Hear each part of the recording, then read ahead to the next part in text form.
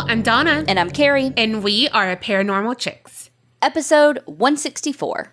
Well, right off the bat, I have a shout out to Cassie, who works at one of me and Kerri's favorite restaurants locally. She recognized me by my voice because You're loud? Well, yes, I'm very loud. And I know she didn't recognize me by how I looked because I look like a ragamuffin. Well, okay, maybe I do all the time, but you know what I mean. I was going to say, and like no makeup on, nothing in my hair, like no product, anything. So, sorry, Cassie. Great to meet you, but sorry you had to see me like that. Well, I wouldn't know because I was at fucking work while you and Tiffany were lunching up like ladies who fucking lunch. I'm not bitter, I'm just saying. Yeah. I actually have a Netflix recommendation. Oh, shit. There is a little like mini series on Netflix called Unorthodox. It's like 4 episodes. It's about this woman who is an Orthodox Jew who lives in Williamsburg, New York, and she leaves. Like that happens in like the first 10 minutes. And so it just like is her process of leaving, but it also like jumps back and forth between current times and then like kind of what got her there. Yeah. It was so good. I've been seeing it, and it's caught my eye, but I didn't jump, but I'll jump this time. Well, and I learned so much, too, because, like, the cover of it has her getting her head shaved. Mm-hmm. And so, that at first, that wasn't really what I was like, I didn't really know what to expect, just because the cover art is so different. But I knew that women who are Orthodox Jews wear wigs, but I thought that they just wore it when they were out and about, and that when they were at home, they let their natural hair down. But that's why she was getting it shaved. Like once they get married, like that's part of their religion is once they get married, they wear wigs. I had no freaking idea. Yeah, that's like their religion. Like that's part of their, like how Muslims wear the hijab and all of that. Like that's part of their religion and culture. But I thought that, again, natural hair was underneath and they could let it down at home. But in this, that's what the shaving of the head is in the cover art. And so I was like, holy shit, I had no idea. No. So it was really cool to learn way more about, Orthodox Jewish religion and or faith and their customs and all of that too.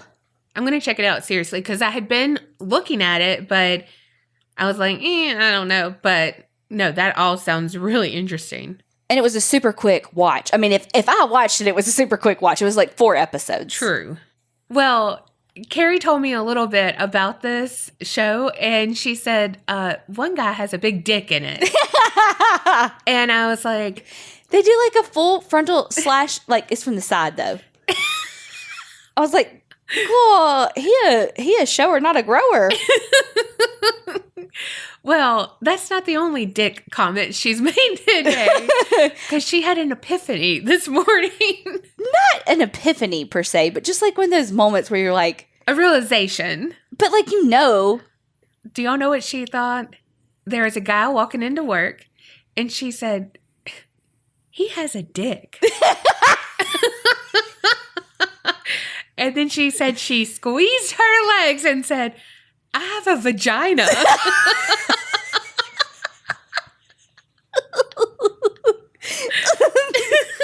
She said, people are just walking around with penises and vaginas, like ready to fuck.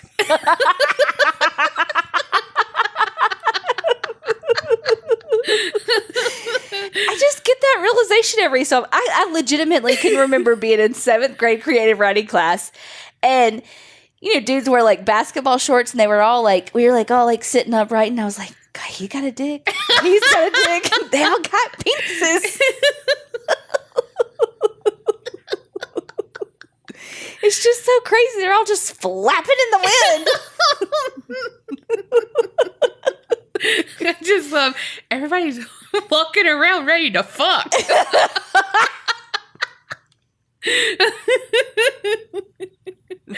Oh, God.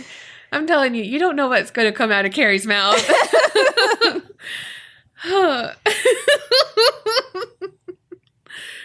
I just love You squeezed your leg. It was like... It's still there.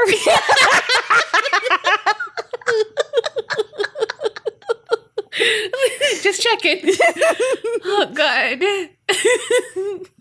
The shit we tell y'all, man. Yeah. But I know some people who, at very least, they appreciate it. Patreoners. No, that's not right. Okay. Patreoners! So, thank you so much, Stephanie C. from Arkansas. Brandy L. from Arizona. Michelle H. from Maryland. Amelie S. from Norway. Anna B. from Tennessee. Another perfect DJ name. Alexandra H. from Virginia. Natasha K. from Canada. Kareen S. from Mississippi. Renee H. from New York. And Natalie N. from Canada. Thank y'all so freaking much for joining Patreon. We hope that, well, all of our shenanigans keep you entertained, and please never leave us. Please. If you want an episode shout out, head on over to patreon.com/theapc podcast. And y'all, I think we said this last episode that Will has been helping us out so much on social media, especially on TikTok. He has been killing it with quotes from the episode, like taking segments out and posting it on TikTok. So don't forget to go follow us over there. And if you have any tips for us on how the fuck to actually make TikToks, let us know, because Donna and I have ideas and we just don't know how to fucking make videos. Okay, thanks. I mean, that's a story of my life. A lot of ideas, no No execution. I know. Well, that's the hardest part. Yes. That's why we're tellers, not doers. Mm-hmm. We can tell you what to do all fucking day. You just gotta figure out how to do it, because we don't fucking know. Yeah. Like, you got to get the gumption. So can someone help us find our TikTok gumption? Can someone please give us, Not gumballs. no, I do love a gumball. I know you do. Can someone please give us old lady version of how to make a TikTok video? Yeah. Cliff's Notes versions, dumb this down for us, because we don't fucking understand. Much like we don't understand Twitter, which is why Will helps us on there. Yes. Yes. I can respond. I don't know what to say. Like, I can respond all day, but like actually making the tweet, because I can't have a limit. Oh, we know, Donna. I mean, that's my 'Tis your problem. life. Yes. I'm like, okay, I'm out of spaces. Okay, maybe no one would ever read that because it's a paragraph. So, yeah. Facebook is more my jam on that because, you can just go on for days. Like right now when you're monologuing. Okay. Yeah, yeah. So if y'all know anything about TikTok and you know how to make these videos, like do all the things, hit us up because we need help. Yes. But if you want to know what Will's doing and like the 2 TikToks we have made ourselves, you can follow us at the APC podcast. All right. I'm doing a recommendation from Tawny M. So, thanks in advance. All right. Picture it. Stratton, Colorado in the late 1980s. You and your significant other have your dream home and everything has been great. There's definitely some quirks with the house and land, but nothing you can't reason away. Until one day, you see men drive up on your property and they're from the Colorado Bureau of Investigation.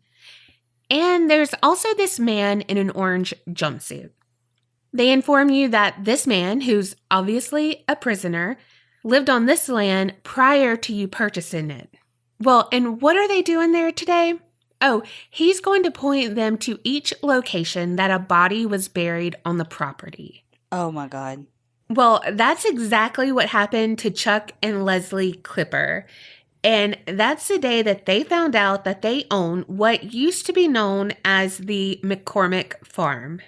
So let me tell you a little bit about the McCormicks. Tom McCormick was the patriarch of the family, and his ranch was one of the largest in the county. We're talking around 2,900 acres. They farmed several crops like wheat and corn. Then they used some of the land for grazing for livestock, and then they had a feedlot right beside it that generated a good income for Tom and his family. Being an owner of so much land, Tom kept himself pretty busy which was fine by him because he liked working and being alone more than talking to other people. He was basically the grumpy old man, like, stay off my lawn kind of shit.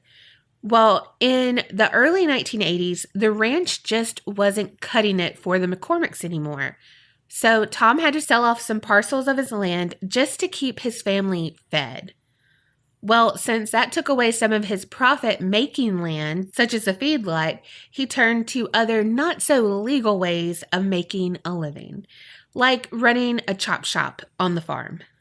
Things were going well again for them, but by the beginning of 1984, the McCormick's name started popping up with investigations that dealt with stolen cars, all that kind of shit. But the police didn't really go forward with anything at that time for reasons unknown. However, in mid-July, a truck that was associated with the missing person was linked back to the McCormicks. Uh-oh. That missing person was a 60-year-old trucker named Herbert Donahoe. His friends reported him missing when he failed to show up at a truck stop in Wheat Ridge, Colorado, on the date that they all had agreed to. However, it wasn't Tom who was in the crosshairs. It was his son, Mike.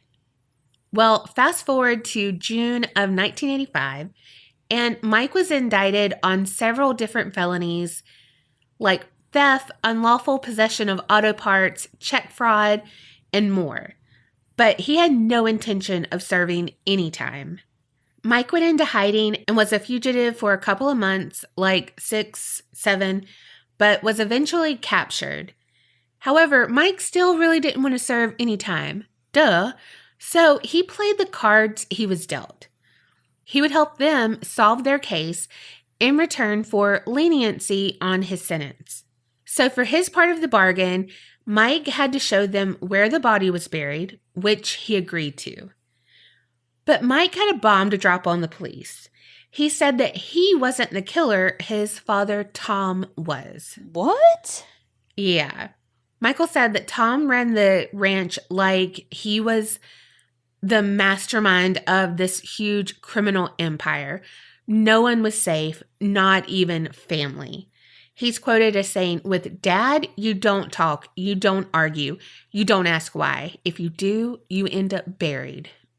Mike went on to confess that his dad hadn't just killed once or twice, but instead like double digits. He explained that Tom would scout out men at a Denver church's mission, and he would hire transient men to work on his farm. But he would murder them before paying them. It's said that most were men who had substance abuse issues, mainly alcohol, so Tom could stall payments but keep them satisfied with booze until they learned what he was doing, and then before they could really complain, he'd kill them. And of course, he targeted that population because no one's going to miss them, quote unquote. No one's going to miss them. Police aren't going to work hard to find them because no one's going to report them missing.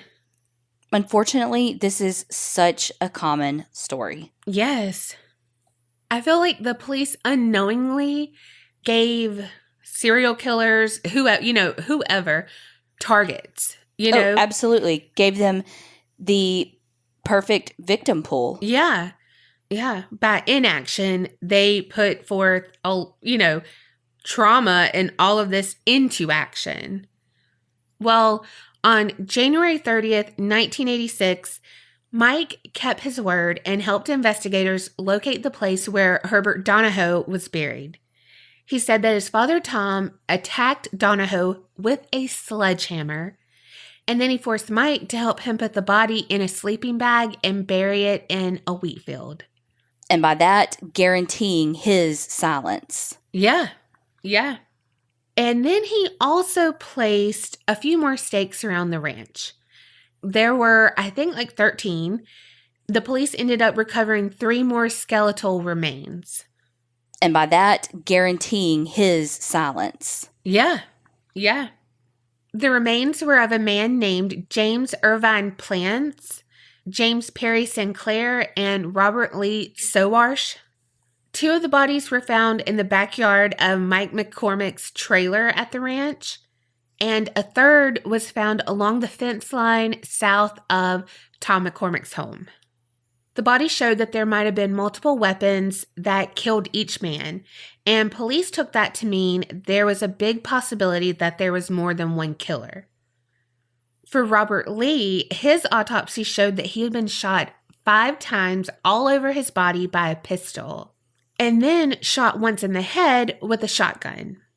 He also had a heavy-duty fence wire wrapped around his lower right leg. On a podcast called Colored Red, the host goes into detail about how Tom is said to have killed Robert Lee. Unfortunately, his death was very slow and painful. Mike recalled having dinner with the family, and they heard a thumping sound throughout dinner.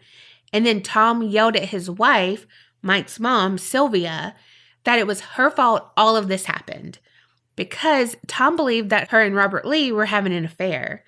And without any proof, he just decided that, 1, he didn't want to have to pay Robert Lee, and 2, he could be fucking his wife. So Robert Lee was tied up in the cellar, and the thumping was Robert Lee trying to wiggle free and hitting the walls of the cellar. He couldn't scream because he had duct tape on his mouth. So Mike had to go down, get him, and then meet his dad in the barn. And he did this because he was scared for his life if he didn't obey his dad. So he did just that. And then when they were in the barn, Tom tied some fencing around Robert's ankle and lifted him upside down by that leg. The host of that podcast goes into gruesome detail, saying that the wire was so thin that it dug into Robert Lee's ankle and almost amputated his foot because of the pressure and the force of him hanging upside down by it. Oh my God. Yeah. Mike said that Tom punched Robert Lee repeatedly and basically used him as a punching bag, just swaying back and forth with each blow. And he's hanging there by his foot. And then he shot Robert Lee multiple times. But then that podcast went further into detail that Tom de-skinned Robert and had his ball sack sitting on top of the mound of flesh. Ugh. Oh my God. Yeah. Mike said one of the other victims was a burglar who he called in his trailer. He radioed his dad on the CB radio, and his father killed the burglar by choking him in front of Mike. Here's the thing. The funding for the digging started drying up, was allocated elsewhere, so the police left the land alone without looking for the other potential bodies. It's believed that there are at least the bodies of 17 men who were shot, bludgeoned, or strangled and then buried on the ranch. A lot of his workers had mysteriously vanished dating back to 1971. And I say mysteriously because those people would leave bank accounts opened with money in them, their clothes behind, and no one heard from them. But here's the kicker. The investigators caught on to some discrepancies in Mike's recounting of what happened against Donna, and they ended up charging Mike instead of Tom. There was basically no hard proof evidence against Tom, the dad, but they could get him, Mike, on other things that linked up with killing him. And because Mike was ultimately convicted in the Donna case, his testimony about how Tom was responsible for the murders on the ranch was not seen to be enough evidence to convict Tom. Well, Tom McCormick died in Aurora on November 15th, 1997, without ever being tried for any murders. Wow. Yeah. Fast forward about 18 years, and Patrick Mulligan, the appeals attorney for Mike, got his murder conviction overturned. And he said that the defense attorney was ineffective at trial. So Mike was freed from prison in 2006. What? However, in 2010, Mike, who was then 53 years old, was doing some shady business with real estate. He had a business partner who was a realtor, and her name was Michelle Lee Thompson Larimer, and she was 38.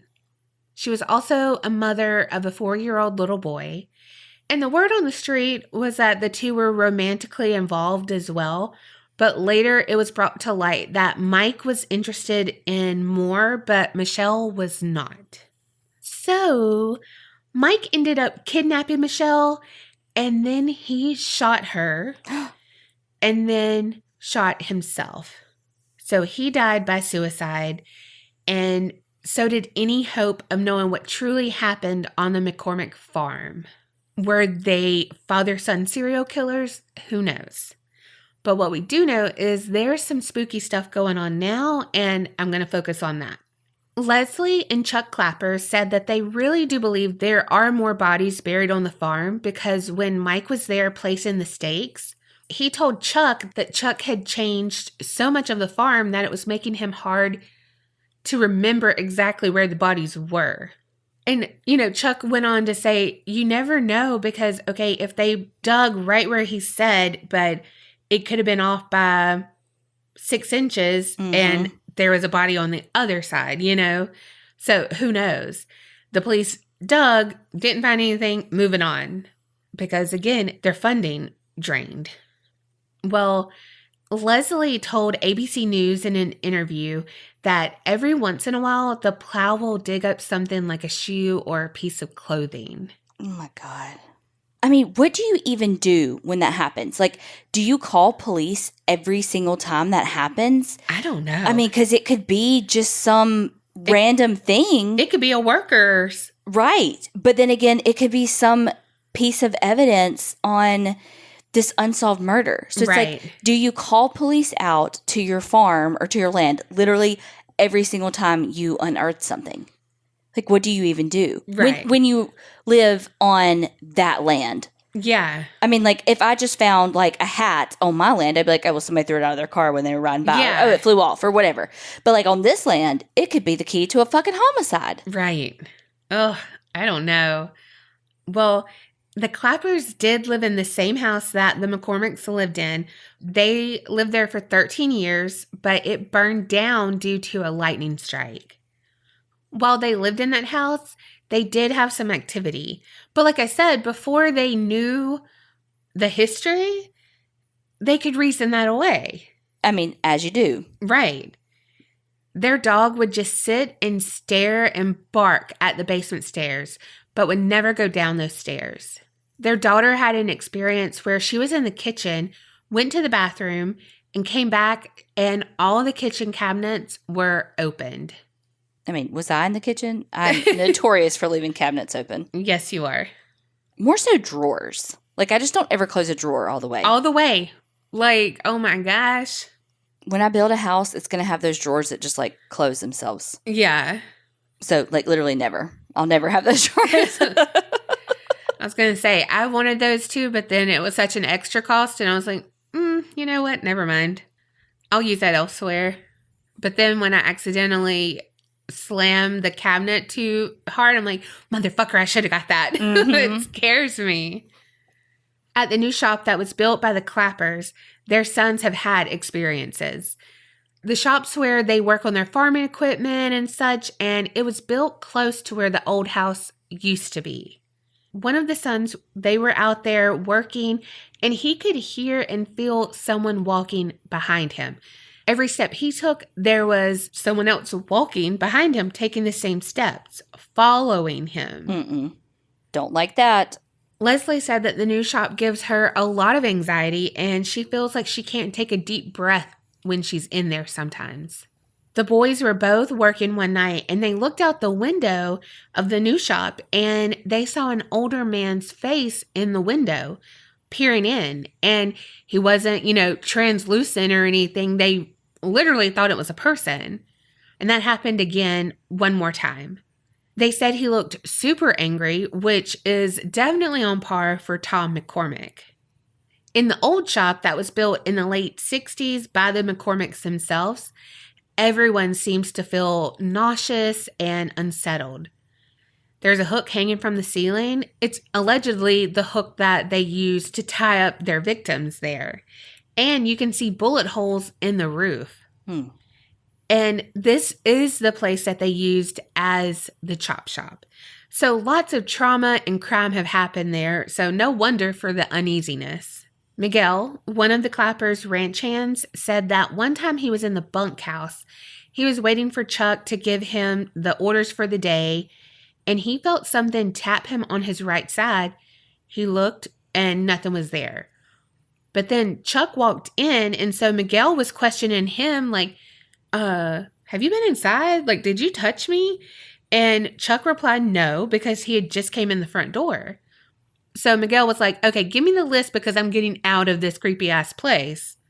And then Miguel had another experience in the new shop. He turned on the bathroom light and the office light turned on as well. So he thought, oh, okay, they must be connected, some wiring issue. But when he turned off the bathroom light, the office light stayed on. I don't think it's supposed to do that. He didn't know anything about the murders, and like 2 weeks after all of his experiences, Chuck told him about the history of the place. So Miguel talked to one of his coworkers about what was going on, and he's like, yeah, weird shit happens here from time to time, but, like, you just kind of get used to it. But not all employees were so nonchalant about the hauntings as his coworker.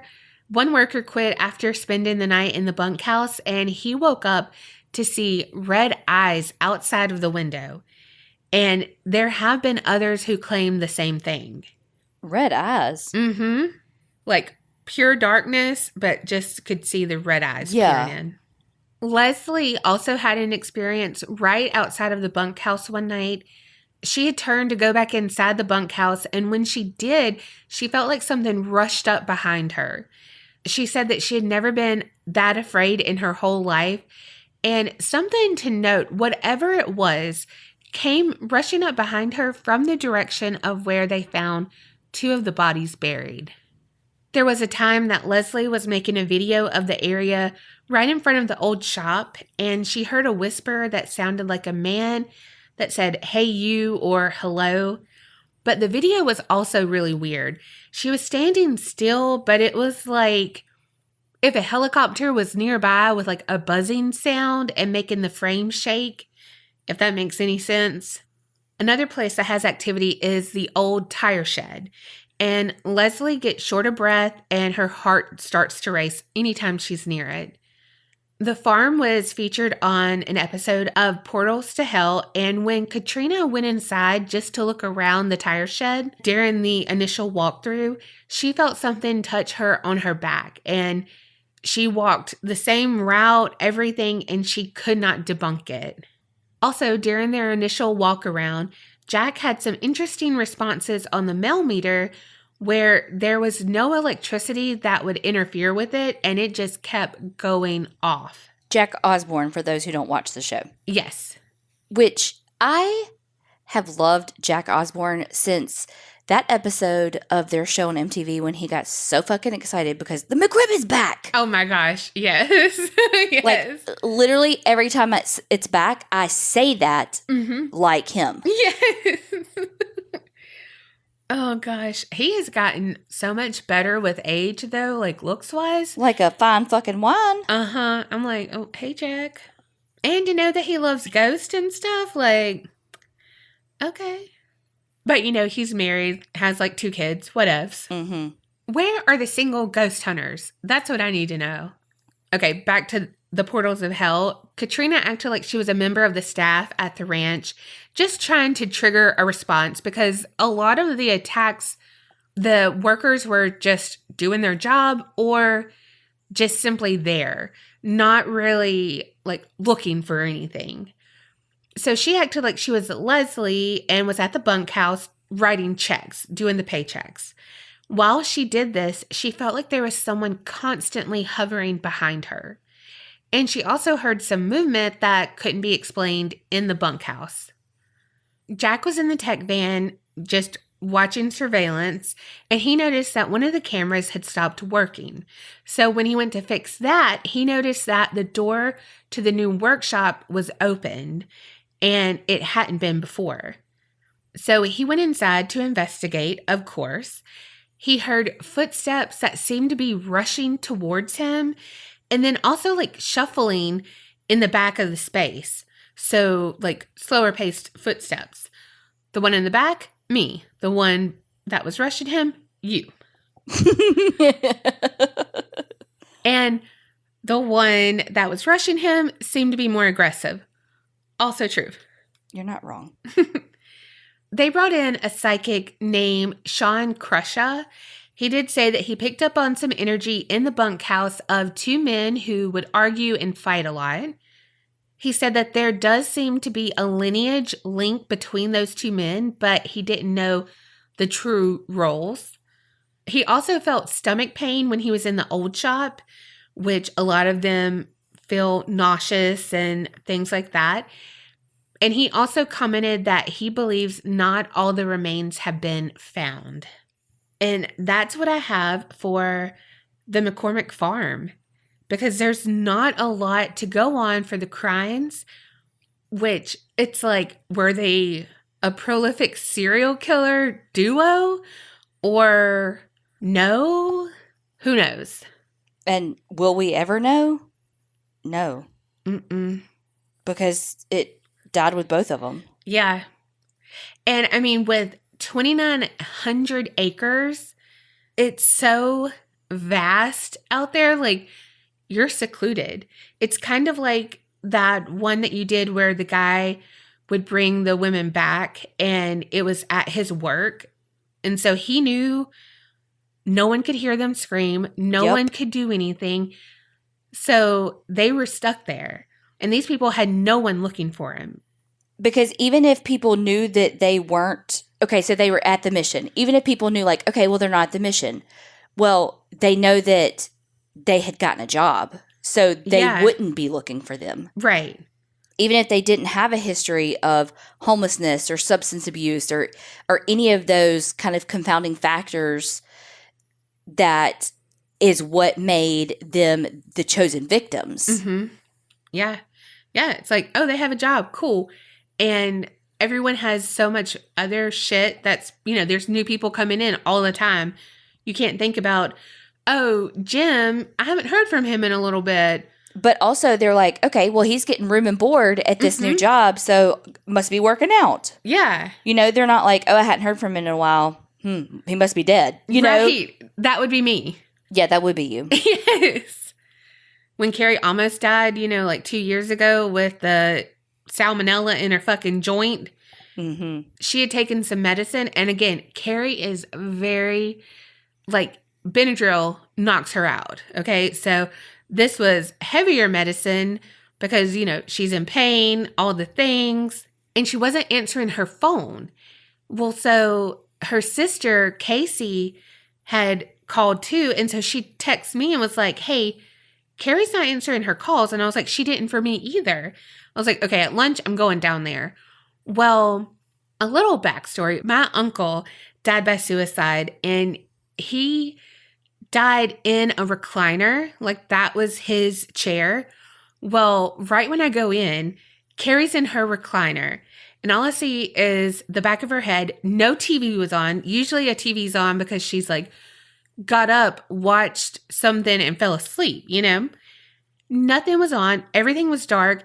She wasn't snoring, nothing. And I was like, Kerri? I just did not want to go circle around and see that she had passed, And so I was trying to rouse her so my heart would stop fucking thumping in my ears. And she was out. Out. And I mean, I cried because I thought she, it just was too much. Everything, she was in a recliner, she hadn't answered. But I immediately went to something happened with the medication, and what if she took too much accidentally? I called Casey and was like, she was out because of the medication. It's okay, she's alive. But, instantly I went to, she's dead. Not, oh, she's not working. She's really sick, could have slept, whatever. No, she's dead. But then for her to be in the recliner, not have messaged anyone this morning, because normally she'll message you anything good morning, hey, answer a question, whatever. So she woke up, but that's how bad she was in pain and stuff. She wasn't like, oh, let me check my messages. And if she doesn't answer her family's group message, you know she was in pain. So, like, again, when I saw her in her recliner, it freaked me out because it's like, oh, she was up. Or since she never, like, responded this whole morning, what if she died last night and she never made it to bed? You know, like, oh my gosh. It was ridiculous how worked up I was over that. Meanwhile. And she was like, I'm sorry I didn't answer. And I was like, it's not your fault. Like, but I was like, oh my God, I thought you were dead. I thought you were dead. Yeah, meanwhile, I had left my phone back in the room, and my stubborn ass thought that 2 days after surgery and 1 day after PICC line insertion that I could do it by myself at home alone. Mm-hmm. And I couldn't, so I couldn't get back up and go get my phone from my room, and so that's why I hadn't responded. Yeah. And I hadn't had anything to eat or drink all day, and so I just made myself go back to sleep so that I wouldn't need anything. Oh my gosh. Because I couldn't get back up. Yes. And so thank God, you know, I would have went and checked on her anyway, but I wouldn't have been so, you know, emotional. Yeah, doomsday over here. Like, Marley did not even come with me. And Marley goes places with me, like, especially for lunch, because she gets treats.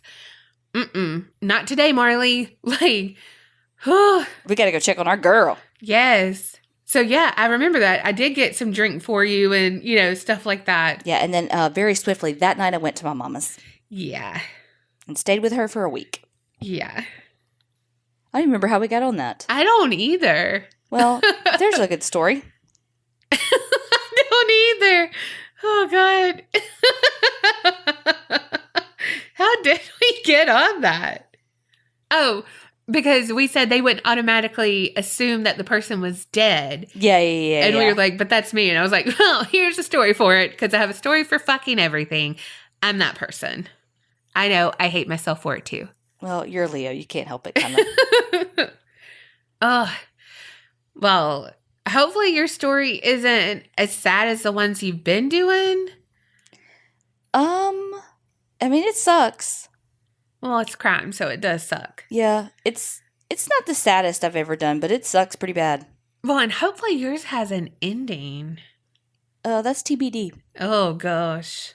Okay, y'all know how I love that show, Evil Lives Here. Yes. Because I just love the perspective of the family members, and, like, you just get to know stuff that you just would have never known before. Right. Well, there's an episode, it's season 2, episode 8, and it's called Our House of Horrors. And I don't know why this episode just has stuck with me. I've seen it a few times. It's a terrible story, but in the grand scheme of The Evil Lives Here, it's kind of like, that's the one that stuck with you? Right. But it did. So that's the story I want to do today, and it is about William Choyce. So this story is going to go exactly how you think it is. From the outside looking in, the Choyce family looked like the typical family. William was married to Alice, and they had a daughter named Crystal. They just lived a typical middle-class life. Alice talks a lot in this episode, and I've read a couple of different articles that are from her voice, and then she was on some other shows, one that's on Reels that is very much like the Evil Lives Here, but it's the Reels channel version of it. But she was on that version as well, and so I watched that too. But basically, Alice talks a lot about how William caught her eye, because William grew up in a family that his parents owned their own home, and William and his siblings went to private school, and so she was like, okay, like, they got their shit together, like, you know, she was like, they were one of the only people in the neighborhood that owned their home. Everybody else was renters, and so she just was like, okay, this is the kind of life that I want to live. Alice and William obviously end up getting married, but there were some things that she was like, well, that's weird. Like, one Mother's Day, they went over to his mom's house. And when he went to hug his mom, she was like, boy, get off of me. Don't touch me. What? And so she was like, she being Alice, was like, that's really weird. Like, what happened? And William wouldn't tell her anything. So she just didn't know, like, what happened. Was it something that he said to her?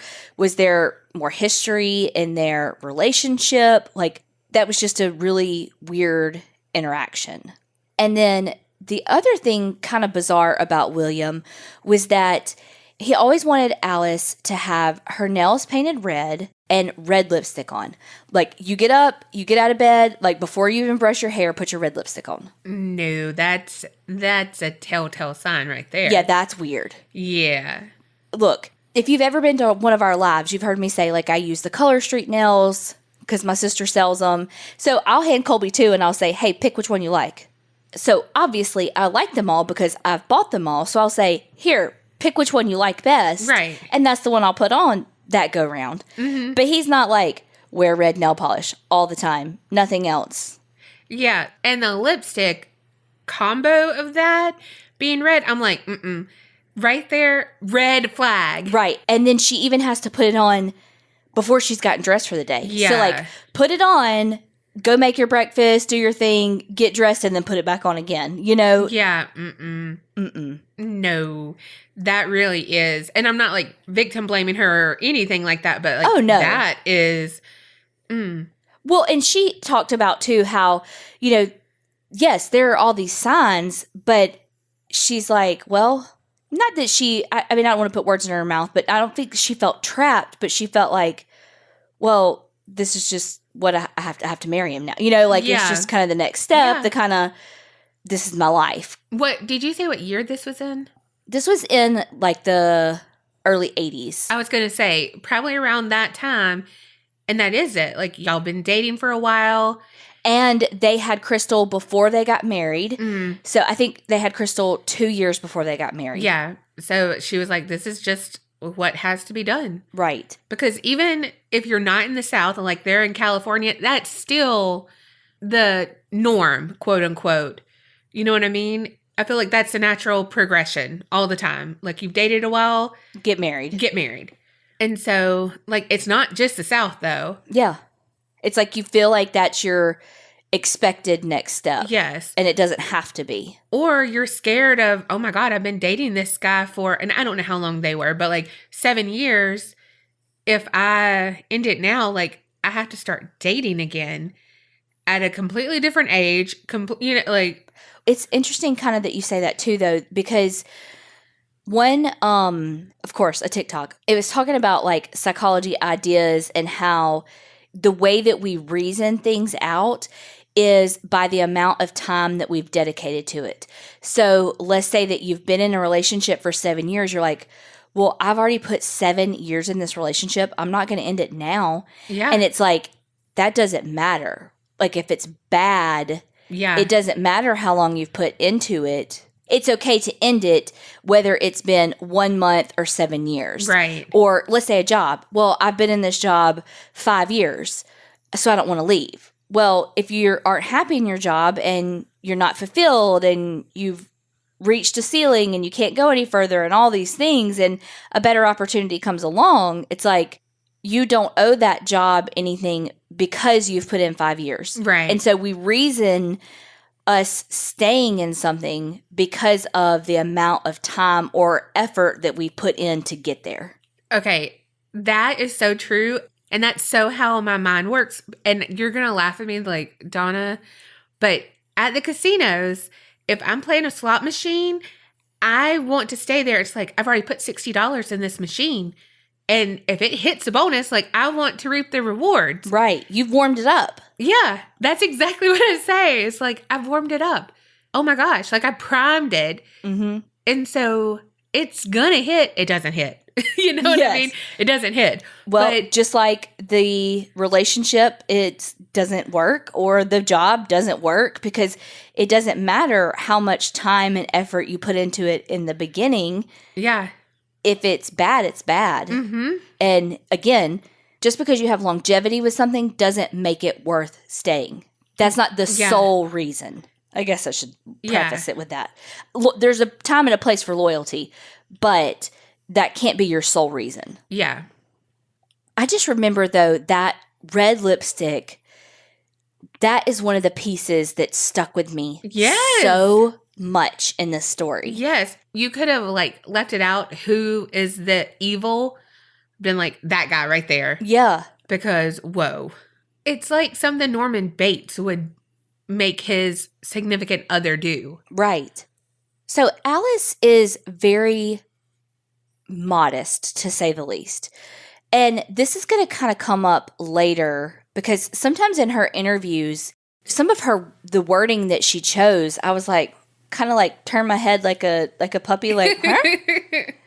But whenever I take myself out of it and I think about it through her point of view, I'm like, okay, I can see why she thinks of things that way because of her modesty. And this next part of the story kind of sets the tone for that.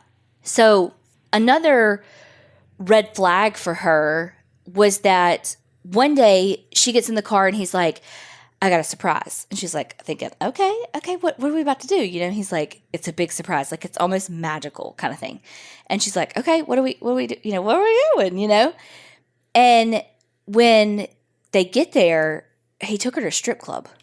Okay. I was thinking Disney World, so nope. Mm-mm. Well, how like the show kind of led up to that, I thought he was going to propose. Like I didn't know, like I don't think they were married at this point. And I was like, oh my God, he's about to take her somewhere and propose.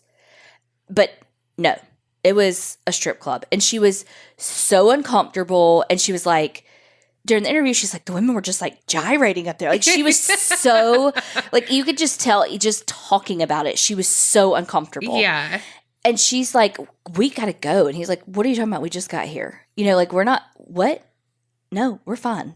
It's fine. Chill out. You know, and she's so uncomfortable and wants to leave. And it's like, why did he think that is the surprise that she wanted? Right? I wonder how that made her feel too, because we'll talk a little bit later how she says she doesn't think that she would have ever been able to satisfy him sexually because one time he brought out handcuffs and he was like, can I try these on you? And she was like, absolutely not. You know, she's just like appalled by it. She's like, he just wanted to try things and take me out of my sexual comfort zone in a way that she wasn't comfortable with. Yeah. So it's one thing to have, like, to spice things up in the bedroom and to have your kinks and all of that when you and your partner are on the same page. But they weren't on the same page. They weren't even in the same fucking book. Right. And he was really into porn too. And one of the things that she said that I was like, huh? Was because she was talking about how a lot of men were back then. And I was like, a lot of men and women are. Yeah. And that's okay.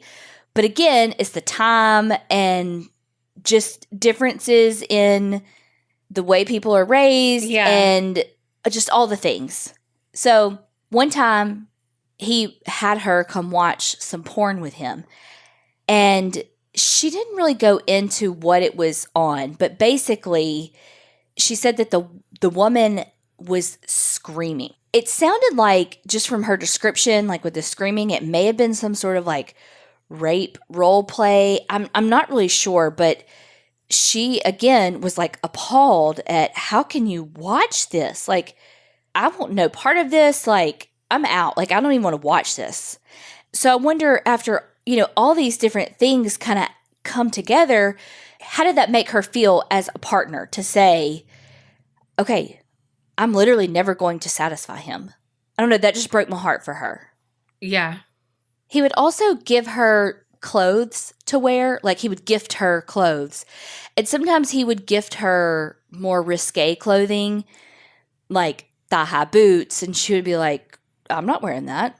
This is what a sex worker would wear, and I'm not wearing that, you know? Yeah. And again, it made her very uncomfortable, and it's what he wants her in. Mm-hmm. And it's just these kind of little things for her. Yeah. That are just kind of piling on with his sexual desires. Nothing so far that's been deviant. Right. Now, wear the lipstick all the time, that's weird. But watching porn, going to a strip club, wanting to use handcuffs in the bedroom, nothing that's like deviant behavior. Yeah. But it's not what she signed up for. Right. And it's not who she thought she was with. Right. Well, things kind of started turning with his relationship with his daughter, Crystal, as well. Not sexually. Oh, I see okay. your face. Not sexually. Oh, gosh. But he started becoming very angry and abusive towards Crystal. Bless it. Over nothing. Like the first day that he hit her, she had accidentally used the wrong hand towel. And it made him so mad. He punched her in the face. What? Like knocked her on the ground, like cut her lip.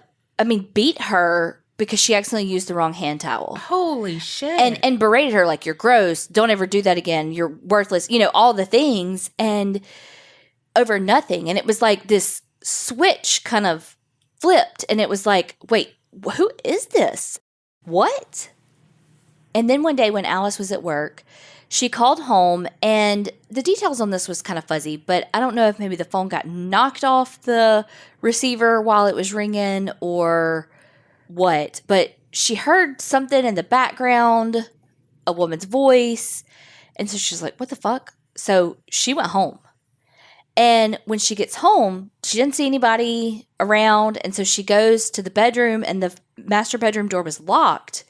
And so shit. So she's like, knock, knock, knock, like, let me the fuck in. What's going on, And William opens the door, but, like, doesn't, like, open it. Well, of course, she finds that there's a sex worker in her bed. Wow. And so she just felt so, again, I'm never going to please him.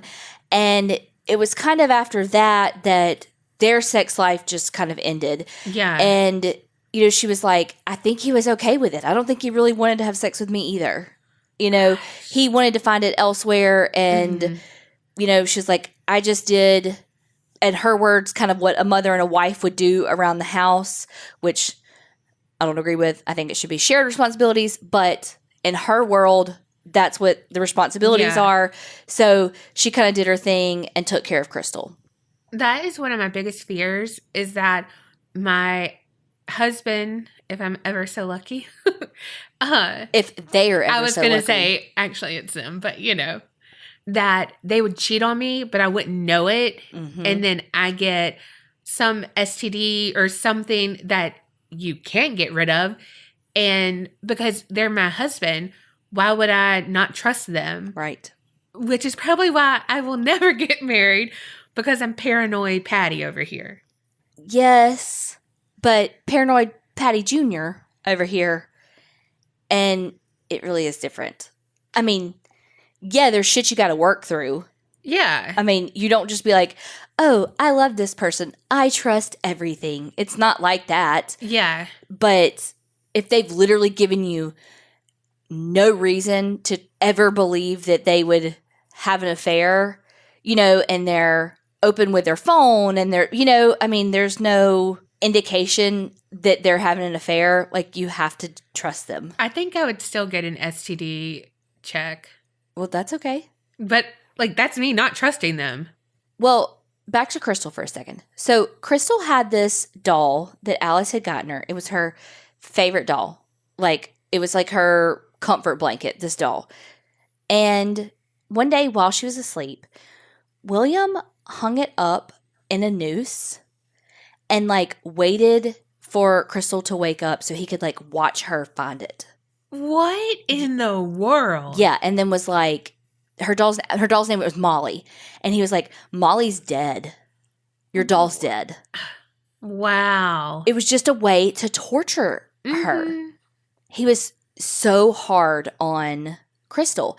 And so it kind of came out later that maybe his life at home wasn't so idyllic, and that there may actually have been some abuse, kind of like maybe what he was doing to Crystal that he grew up receiving. Damn. I don't know, though. I can't confirm or deny, but I found some articles that talked about it, but I also found some articles that talked about how he grew up with like this idyllic childhood with like this great perfect nuclear family which that doesn't mean there wasn't abuse, but that it was a really great childhood. So I found both. I don't know. Then one day he comes home and he has a gun. And he tells Alice that he had gotten robbed and that from now on they're going to keep a gun in the house, and that's the end of it. And from that point on, he would, in the evenings, like sun goes down, he would just go disappear for hours. And he would always take the gun with him. And no matter what time of the year, he would wear a hat and a jacket. Okay, very sus. Right. He was picking up sex workers, 100%. There was also a time where he was actually arrested for solicitation. And the gun that he had on him, like, was unregistered and all this shit. And so Alice had to go pick him up from the police station, like, middle of the night. Oh, my gosh. She gets there, and the police are like, you want to know why he's here? And she said that the way they said it, it was almost like a joke. And so she was like, no. Because, like, they were going to laugh at her, you know? And so she said no. But then when she was asking him, like, where's your car? His car was on a street that was this known area for sex workers. And so she was like, why is your car here? And there was a time before where he had, like, introduced her to some sex workers. And she's like, wait, so you just, like, hang out, like, y'all are just friends, you know? Which that kind of bothered me a little bit. The true crime podcaster in me is like, everybody's a human. Right. And it doesn't matter that they're a sex worker. They're fucking humans. Like, yeah. Even though they're sex workers, they're still humans. Let's be kind. Yeah. But then if Colby was, like, friends with a bunch of sex workers, I would be like, why are you fucking friends with a bunch of sex workers? So I can see both sides of that, you know? Well, and he has been caught. Right. Before. Right. So absolutely. But again, I see both sides of it, because part of me, when she said that so you're just friends with, like, well, she, you know, didn't say sex workers, but so you're just friends with them. And I was like, ugh. But then again, the girlfriend side of me is like, I mean, I'd be fucking pissed too. Right. Right. But then the love everybody side of me is they're fucking humans. You know, it doesn't matter what they do for a living. Sex workers are humans as well. Cray possessive me is like, are they new female friends? Because I do not believe guys and girls can just be friends. It's like, if they've been grandfathered in and they were friends with you before, you have history and stuff. Yeah. Cool. Like, I'm not going to be like, you can't be friends with any female, but, like, how y'all meet? What's going on? Yeah. Why did you know what I mean? Like, I talk to everyone, but I'm not giving my number. I'm not, but you know what I mean? Right. So how'd y'all become friends? What's going on? Right. It's not a coworker. Right. Then things got a little more strange. Stranger? More strange. Stranger. Stranger things. Stranger. One day, Alice is at work, and she gets a page, yes, a page, from Crystal that's like 911. And she calls Crystal back, and Crystal's like, first of all, Dad would not let me go to school today. He's being really fucking weird. What? Yeah. She was like, he's being so weird. He would not let me go to school today. Also, he was like walking around in a ski mask. What? And that's basically what Alice said. Well, also, I just picture that he was nude in a ski mask. No, he had clothes on, but he had a ski mask on. Okay. That makes it better.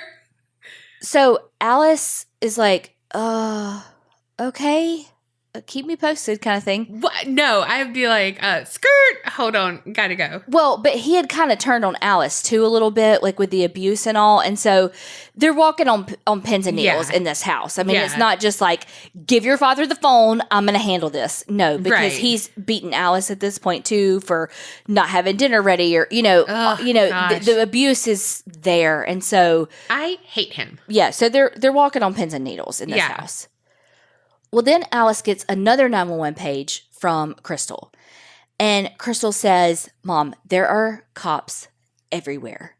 Apparently, the neighbor was like, tied to a chair What? and like leapt out of the window because she was being assaulted, and the person who was doing it fled. Oh my. And so the police were like canvassing, trying to find out who the man was in a ski mask. Oh my gosh. So Alice comes home and she's like trying to ask William about it, and he's like shut down, like not telling her anything. Like she's like, so did anything happen today? And he's like, no. You know, she's like, were the police here? And he's like, no. Literally, our next door neighbor was being raped and assaulted, leapt from her window, and the guy in the ski mask ran, and you're fucking schlepping around the house in a ski mask. And she's like, why are you wearing a ski mask? And he's like, oh, I was doing some yard work and I didn't want the dust in my face. That doesn't work. That's not how this works. That's not how any of this works. You're missing the most important part. Did you have goggles on too, sir? You're missing the most important parts. Oh, God. We know he does not do yard work then, because, wow. Also, sir, if you flee the scene with a ski mask, don't keep wearing it around. I mean, and don't just be like, let me just into my house. And not let your daughter go to school. Yeah, why did you keep her home from school that day if that's what you were going to do? Like, was he trying to create an alibi? Question mark? Maybe, but I don't know. Well, his story, I think, changed a couple of times to Alice, but the police did ask them some questions like, hey, did you see anything? But he wasn't like a person of interest. Yeah. So now we've got him disappearing sometimes for a whole weekend, for sure every evening. And the violence towards Crystal and now Alice had just come to a peak. And there was this one moment where William was just in a rage, and Alice was like, it just felt different. It was like he was gone in his eyes. It was like he was a different person. Even his voice was different. And she just knew it was like now or never. It is time to go. And so she and Crystal left. She filed for divorce, and they started a new life together. So flash forward a few years. Crystal is now 16, and William had a girlfriend and had a son with this new girlfriend. And so Crystal was like, okay, he's clearly making it work with this girl. He's got a new kid. Like, let me just go try to live with him and see if we can fix what's broken. Like, let me just see if he's changed some, because, you know, if he's got this new kid, like, he seems to be very loving to this kid, this new son. Like, let me just see if he's changed. He's her father. She wants to give him another chance. Crystal was there, I think, 2 weeks before the violence started again. And she was like, I am fucking out. Bye. And so she went back to live with her mom. So in 1994, this woman had just gotten in a fight with her husband and left the house to go walk down the street and cool off. While she was walking, she felt someone grab her and pull her into a van. And the person that grabbed her was William Choyce. Oh my gosh. He took her to his house, and he told her that he was house sitting for somebody. But really, he took her to his own house, where he brutally raped her, held a gun to her head, and told her that he was going to kill her. Oh my gosh. The woman kept telling William that her husband is already looking for her and that he's probably already called the police. And she said for some reason, he let her go. What? He just like drove her back to where he picked her up. Oh my gosh. So, I mean, I'm very thankfully, happy, but right. What? Exactly. So she went to police and was like, this guy like kidnapped me, took me to his house and raped me. And they were like, okay, who? So she took the police to the house and was like, this is the house. So police go to talk to William Choyce, and he's like, yeah, we had sex, but it was consensual. Ugh. And they decide that there was not enough evidence to prove that it wasn't consensual, and they didn't prosecute. A rape kit? But they said that there wasn't enough to prove that it wasn't consensual. But it doesn't matter. Like, if they did they do a rape kit? Because if they didn't, that could have shown vaginal tearing and stuff. And that could be non-consensual. Yeah. That can be consensual. I get that. Yeah. But 1994. Right. And this woman is saying he raped her. Now, William Choyce is Black, so most perpetrators attack in their same race and ethnicity. So if she was Black too, I can see why they would be like, oh, we can't prove it's not consensual in 1994. Hell, I can see it happening now. But you see what I'm saying? You see where I'm going with that? So after that happened, he picked up and moved. He was like, I'm getting the fuck out of Dodge. I barely missed that bullet.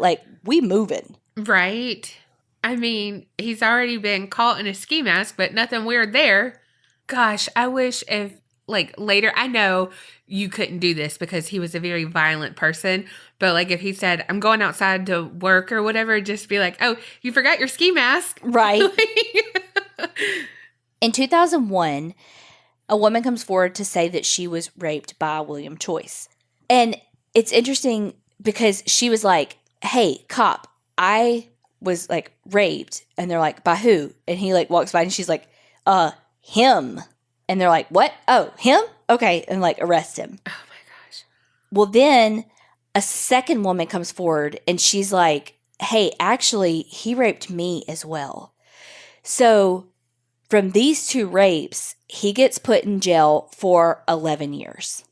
I wonder what was different about the other two. Maybe because she took them back there and he was able to state a case before, I don't know, maybe, I don't know. I don't know either. That makes me so mad. She remembered where he took her and everything, and but at least he got 11 years for those two people. Well, while he was in prison for that, detectives start looking into some cold cases that, obviously, cold cases hadn't been solved. That's when they get a hit on William's DNA. Oh, shit. Because now that he's in prison for these rapes that he's in prison for these 11 years, his DNA's in the system now because it's a violent offense, rape, blah, blah, blah. And literally while he's in prison for this is when they start this cold case unit and start running all this DNA. So through DNA and ballistic evidence, they're able to link William Choyce to what they believe was his first murder in 1988. In 1988? Yes. And when Alice finds out about it, she says to the police, did that happen in the spring in around Easter? And they're like, yeah, we think so. Wow. And she says, because he went missing for a whole weekend and I had no idea where he was. And when he came back, he was different. So his first victim was Victoria Bell. She was a sex worker and he picked her up in Oakland. He took her to a secluded area, bound her hands and feet together, shot her in the head, I believe, and then dumped her body in a sexually suggestive pose. His next victims weren't until after he moved from, remember whenever the lady said that he raped her and then they said it was consensual and then he moved and got the fuck out of Dodge? It was after that. He picked up Gwendolyn Lee, who was also a sex worker, raped her, shot her, and then again, just as a way to humiliate his victims, he would tie their hands and feet up and then positioned them so that their butts were in the air. And then his last known victim is LaWanda Beck, who was a sex worker, and her body was also found naked, and she had been shot in the head as well. They found DNA on Gwendolyn Lee's body and LaWanda Beck's body, and then also from ballistics from the gunshots, they were able to link the murders together as well. So it went to trial, but in 2008, he was sentenced to death. One of the articles I read was talking about how the average length of stay for inmates on death row is 17 years in California, and that more inmates die by suicide and natural causes than executions because of the appellate process. But and I can't even remember what year this article that I found this in was written, but it was talking about how all the executions were at a stay at that point because they were taking it like up to the Supreme Court saying that it was cruel and unusual punishment. So he may not even, like, he just sits there on death row right now. They ended up, though, the lady that he raped and that they said, oh, we can't prove consent, he ended up getting sentenced to 81 years to life for kidnapping and raping her. Thank goodness that she got some justice, too. The thing is that, so whenever we were, like, transitioning from your case to my case, and I was like, well, I don't know, because I think that there are so many more rapes, like, it's innumerable. Yeah. Because he literally went out every single night. Yeah. With a gun. So there's no telling how many more victims there are of murder or at the bare minimum rape. I mean, there's literally no telling. And so he seems like there's, okay, let's say 3, maybe 4 rapes and 3 murders, but there has to be more. Yeah. Like there's no way that he went from 1988 to what, 1994, 1997, something like that. Yeah. In between the murders. Right. There's literally, I mean, I just don't buy it. Right. And then had 2 murders, like boom, boom. Yeah. So we're missing something. Yeah. Do I think he's like this huge, like prolific serial killer? I don't know. But I mean, he has potential to have been like Golden State Killer level rapist, potentially. Yeah. I mean, I don't know. Yeah. Because think about how many years. Yeah, and they had stopped having sex, so you know he was getting it somewhere else, and he wasn't asking for it. And even when they were having sex, he was getting it Oh, other for places. sure. Mm-hmm. But that's what I'm saying. Like, he was doing that before while they were having sex. Mm-hmm. And then when he iced her out. Yeah, you know he was getting it somewhere. Yeah. Yeah, and he's not the asking kind, like you said. Yeah. So, I mean, again, he's going out every single night. How much money do you have to make if he was really paying a sex worker every single night? Right. That's a lot of fucking money. Yes. That makes me so mad that people target sex workers and anything. They are doing what they can. They are doing their job. They're on a job. And it should not, I don't know. It's literally the world's oldest profession. I mean, like, it really is. It literally should be legalized. Oh, I 100% agree. So it could be safer. I mean, it's no different than porn. It literally is no different than porn. People are paid to have sex on a set. Why can you not pay to have sex yourself? Yes. Like, how is that different? Like, we can pay someone to have actual intercourse so that we can film it, so that we can sell that. But I can't pay someone to fuck me. That don't make no sense. Right. And we could cut out so much crime. Yes. So much, like, human trafficking. The abuse. Yes. The drugs, the this, the that. You know, I mean, healthcare costs. I mean, all of that. And, I mean, the fucking tax money alone. Yeah.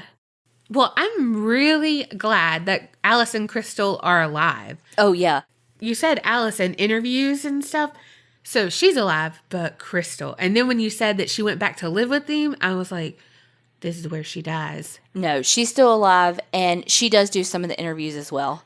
Awesome. And when he was in prison, like before all of that came out about the murders, he did actually apologize for how he treated Crystal.